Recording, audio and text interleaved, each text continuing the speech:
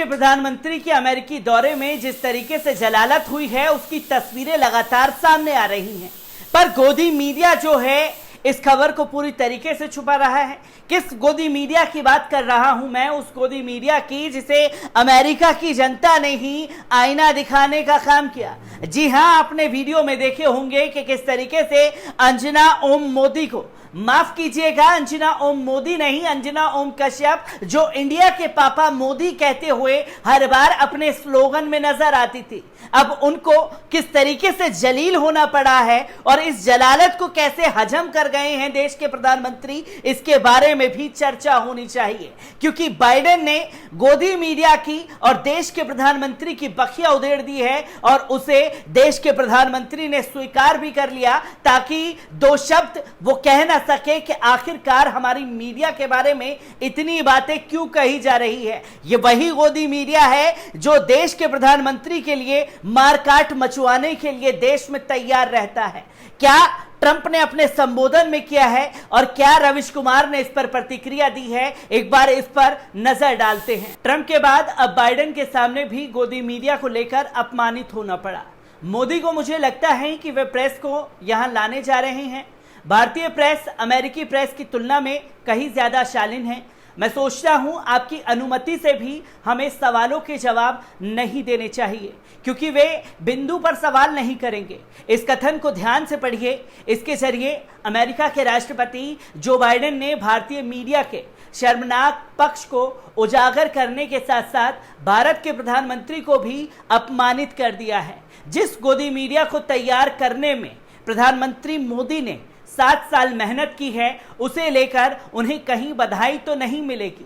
मैंने पहले भी कहा कि आप दुनिया के किसी भी मंच पर भारत में बने लड्डू से लेकर लिट्टी तक का शान से प्रदर्शन कर सकते हैं, लेकिन गोदी मीडिया को लेकर नहीं कर सकते। गोदी मीडिया मोदी सरकार द्वारा पोषित एक राष्ट्रीय शर्म है। सबको पता है कि भारत का मीडिया गुलाम हो चुका है। सबसे दुखद बात यह है कि प्रधानमंत्री मोदी ने बाइडेन की इस बात पर तुरंत हाँ में हाँ मिला दी। वे भारतीय प्रेस का बचाव नहीं कर सके। सवालों से अपने लिए सुरक्षा के बदले उन्होंने इस अपमान को स्वीकार कर लिया। बाइडेन ने भारतीय मीडिया की तारीफ नहीं की, बल्कि उसकी गुलामी और बदमाशी को इस तरह से कह दिया कि सुना है आपका लड़का बहुत अच्छा है। काफी चर्चे हैं उसके। मजबूरी में पिता इस तारीफ को स्वीकार कर लेता है ताकि बात यहीं पर खत्म हो जाए और किस बात के चर्चे हैं उसकी चर्चा ना शुरू हो जाए। किसी प्रेस को सभ्य और शालीन कहे जाने का यही मतलब है कि गोदी मीडिया हो चुके भारतीय प्रेस का सवालों से क्या लेना देना, और ये तो बैठक से बाहर किए जाने पर ऐतराज भी नहीं करेगा। बाइडेन ने बता दिया कि मोदी खुद को दुनिया के सबसे बड़े लोकतंत्र का नेता कहते हैं, लेकिन कभी अमेरिकी प्रेस का सामना करके दिखाएं। मोदी ने चुनौती स्वीकार नहीं की। यह क्षण भारत की विदेश नीति से संबंधित घटनाओं का सबसे शर्मनाक क्षण था। मैं गोदी मीडिया का आलोचक हूं, फिर भी मैं मानता हूं कि इस मीडिया की आलोचना के जरिए बाइडेन ने भारत के प्रधानमंत्री का अपमान किया और प्रधानमंत्री मोदी ने उसे स्वीकार किया। यह टिप्पणी दुनिया के मंच पर भारत की गरिमा को चोट पहुंचाती है। यह खुश होने वाली बात बिल्कुल नहीं है, बशर्ते भारत ने तय कर लिया है कि अपमान को ही सम्मान की तरह लिया जाएगा। बाइडेन ने प्रधानमंत्री के उस भय को उजागर भी कर दिया कि प्रेस इस बैठक के अलावा भी कुछ पूछ सकता है। अगर प्रधानमंत्री मोदी में आत्मविश्वास होता तो कहते कि आने दीजिए प्रेस को। प्रधानमंत्री नरेंद्र मोदी नहीं कह सके कि भारत का मीडिया छक्के छुड़ा देता है। यह अमेरिकी प्रेस से कहीं ज्यादा मुखर और स्वतंत्र है। कैसे कह देते? गोदी मीडिया को झूठ की मशीन बनाने का सच वही आदमी कैसे कह दे जिसने उसे झूठ की मशीन में बदला है। बाइडेन मोदी की 20 मिनट की बैठक अगर ऐतिहासिक टाइप थी तो प्रेस 2-4 सवाल कर लेता तो क्या हो जाता। यह भी तय हो सकता था कि सवाल जवाब केवल बैठक से संबंधित होता। नेता ऐसा करते भी हैं और यह स्वीकृत भी है कि अमेरिका ने अपनी तरफ से प्रेस को बाहर नहीं किया होगा। अवश्य ही भारत की तरफ से प्रयास हुआ होगा कि प्रधानमंत्री मोदी को प्रेस से दूर रखना है। क्या इस यात्रा के पहले अंदर खाने होने वाली तैयारियों के दौरान इन बातों से भारत की प्रतिष्ठा धूमिल नहीं हुई होगी कि इतने बड़े लोकतंत्र के प्रधानमंत्री आ रहे हैं और अधिकारी इस जुगाड़ में लगे हैं कि किसी तरह उन्हें प्रेस के सवालों से सुरक्षित किया जाए। दी वायर ने लिखा है कि 20 मिनट की इस बैठक में कोई सवाल जवाब नहीं हुआ। इसका फैसला पहले ही हो चुका था कि प्रेस नहीं होगा। बाइडेन ने अपने तरीके से यह बात सार्वजनिक कर दी, वरना विश्व गुरु भारत के प्रधानमंत्री कह सकते थे कि आने दीजिए प्रेस को, उन्हें दिक्कत नहीं है। 2015 में लंदन डेविड कैमरून और प्रधानमंत्री मोदी ने सवाल जवाब का सामना किया था। उसके बाद से प्रधानमंत्री मोदी ने कभी भी ऐसी प्रेस कॉन्फ्रेंस के लिए हां नहीं कहा जिसमें सवाल पहले से तय ना हो। मोदी विदेशों में भी प्रेस का सामना नहीं कर पाते हैं। भारत में 7 साल से प्रेस कॉन्फ्रेंस नहीं की है। इसी तरह 2019 में पूर्ववर्ती राष्ट्रपति ट्रंप ने एक भारतीय पत्रकार के सवाल के जवाब में कह दिया था कि आपके पास तो महान रिपोर्टर हैं, काश मेरे पास भी ऐसे रिपोर्टर होते। मैंने सुना है कि आप किसी से बेहतर कर रहे हैं, आपको ऐसे रिपोर्टर कहां से मिलते हैं, ये तो शानदार चीज है। भारतीय प्रेस को लेकर प्रधानमंत्री मोदी दूसरी बार अपमानित हुए हैं। भारतीय प्रेस अपमानित नहीं हुआ है क्योंकि उसके भीतर से इस तरह का बोध समाप्त हो चुका है कि गोदीकरण के दौर पर उसने अपनी सारी पेशेवर नैतिकताएं नाले में गिरा दी हैं। किसी बन चुकी या बन रही है महाशक्ति के रूप में प्रदर्शित करना चाहता है तो सबसे पहले उसे अपने ही बनाए शक्ति विहीन लंपट गोदी मीडिया से छुटकारा पाने का अभ्यास करना होगा। मैं हमेशा कहता हूं कि यह विदेश नीतियों में आ रहे बदलाव को देखने और दिखाने नहीं गया है, बल्कि बताने गया है कि हमने वहां भी जाकर साहब के लिए भांड का काम कर दिया है।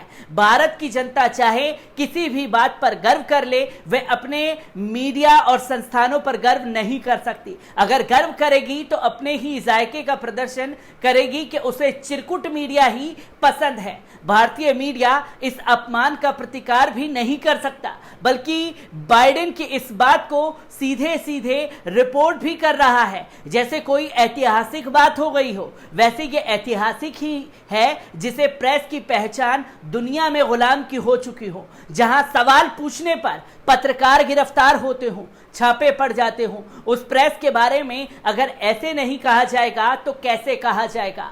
आप इस सच्चाई को नकली गर्व और गौरव की आड़ में नहीं छुपा सकते हैं। इस प्रेस पर कौन गर्व कर सकता है जिसे विदेशी यात्राओं को कवर करने के नाम पर यही दिखाता है कि मोदी मोदी हो रहा है या नहीं। अच्छी बात है, वहां रहने वाले भारत के लोग अपने प्रधानमंत्री को देखने आते हैं, लेकिन विदेश यात्रा का कवरेज सिर्फ इसी बात तक सिमट कर नहीं रह जाना चाहिए। अच्छा नहीं है। वहां रहने वाले भारतीयों को भी भारत के बारे में जो जानकारी मिली है वो इसी गोदी मीडिया के जरिए है, जिसमें सूचना नाम की चीज नहीं होती तो वे भी नहीं जानते हैं जो गोदी मीडिया जानता है। हर बार टेस्ट करने की जरूरत नहीं है कि गोदी मीडिया ने लोगों को जिस भ्रम में रखा है वे बना हुआ है या नहीं। वे बना रहेगा कई साल तक। एक चैनल के वायरल हुए वीडियो से पता चलता है कि स्वागत में विश्व हिंदू परिषद के लोग आए। विश्व हिंदू परिषद के लोगों को इस पर गर्व करना चाहिए कि उनके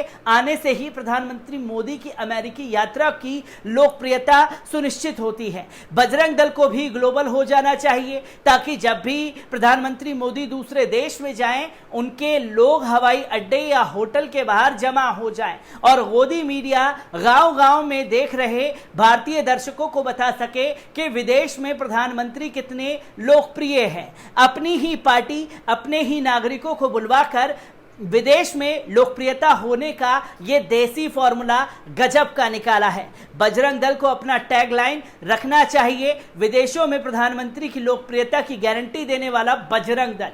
प्रधानमंत्री मोदी को समझना चाहिए कि गोदी मीडिया अपनी सुपर पावर लगने वाली विदेशी यात्राओं पर पानी डाल देता है। विदेश नीति बारीकियों को समझना, उसके भीतर की चाल और चतुराई को उजागर करना है। गोदी मीडिया के बस की बात नहीं है कि इस बार चर्चा वाली कि अमेरिका के प्रेस में भारत के प्रधानमंत्री के दौरे को कोई कवरेज नहीं दिया गया। कोई चर्चा नहीं है।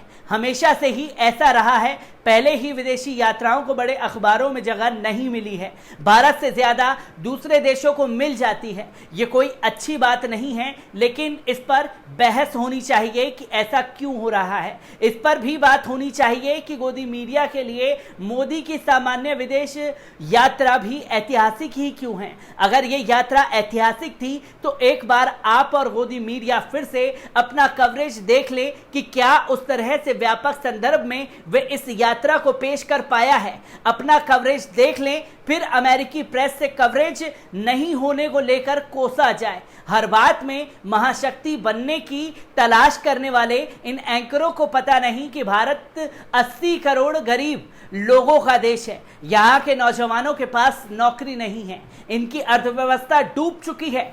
7 साल के लंबे कार्यालय की इस कामयाबी से अब कब तक नजरें चुराएंगे। यहाँ एक सवाल यूनिवर्सिटी पढ़ने लायक नहीं है।